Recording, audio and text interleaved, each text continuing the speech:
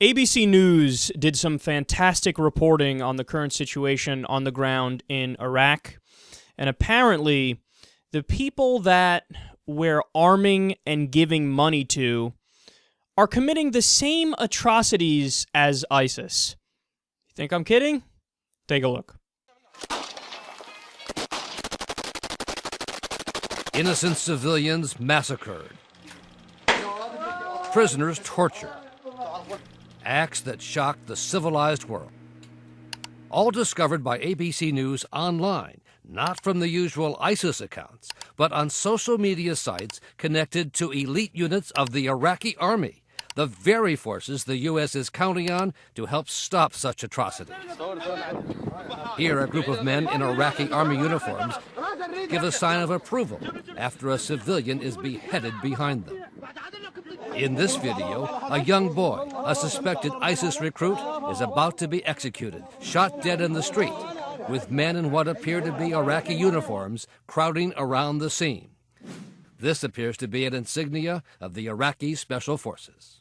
What we're seeing here is a brazen, proud display of these terrible crimes. There are dozens of such videos and still images now being investigated by U.S. and Iraqi authorities to determine if they are in fact part of the Iraqi army. Like these men with a severed head, or these men dragging the body of a captured prisoner. In this video, what appears to be two unarmed Iraqi civilians are about to be murdered, like the others already dead next to them.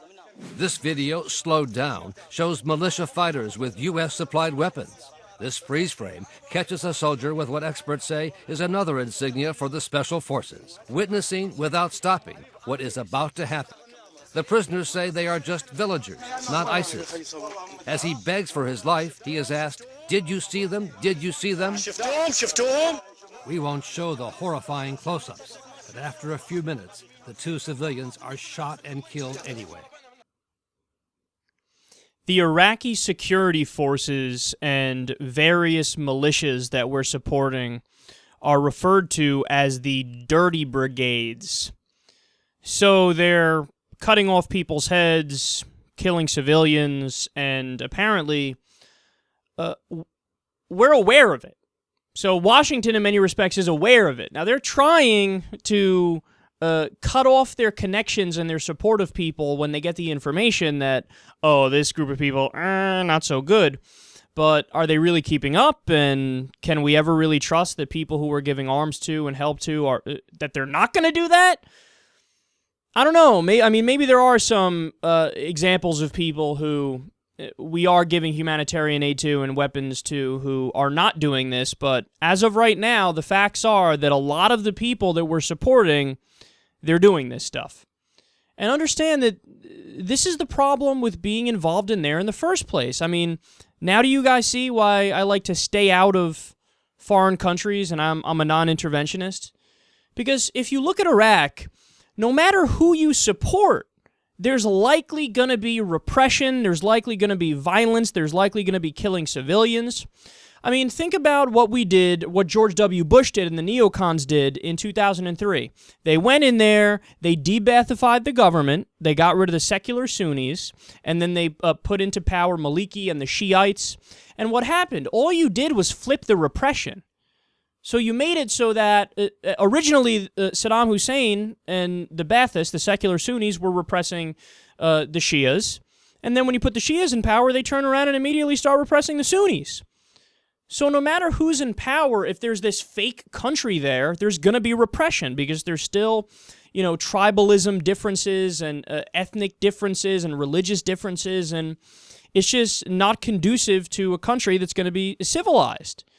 So what's the real solution here? Well, obviously the solution is not just giving weapons to people who then will turn around and do their own atrocities. The answer is, number one, you have to break up Iraq, and you have to redraw the fake borders in the Middle East to more reflect the ethnic reality and the religious reality. You have to make Iraq three countries, one area for the Sunnis, one area for the Shias, and one area for the Kurds. You have to do it. And then also what I would do is sometimes good fences make for good neighbors, and I would draw a gigantic fucking wall all the way across to try to prevent them from fucking killing each other. So that's one thing that you absolutely have to do. And then outside of that, I mean, the only way that the U.S. should be involved in this is through the UN. And through the UN, you only do it in rare cases where there's basically a clear-cut genocide going on. And I would also say we have to totally coincide with U.S. law, so you'd have to get approval through Congress before you did anything. You'd have to get approval through NATO, and you have to get approval through the UN, and then everybody attacks the problem together if there's a situation where it's basically a genocide like we saw with the Yazidis on Mount Sinjar when ISIS was slaughtering them. But outside of like the UN getting involved when it's a clear black and white scenario and breaking up Iraq, outside of that, we can't do anything. There's none of our goddamn business, and it was our intervention in the first place, and Britain making Iraq in the 1930s that caused a lot of the problems to begin with. I mean, obviously, religion and tribalism is the heart of the issue, but also the fact that you have this fake country in Iraq, and you have these people who are just going to keep fighting each other because they don't give a fuck about each other, but they're all under the banner or under the flag of one country. And then naturally, the Iraq War really, hit the hornet's nest because you de-Ba'athify the government, you flip the repression, and then everybody started hating each other, and those old tensions got brought up again. So the answer is stay the fuck out, because when we get involved, even if we mean well, we end up financing atrocities on the other side.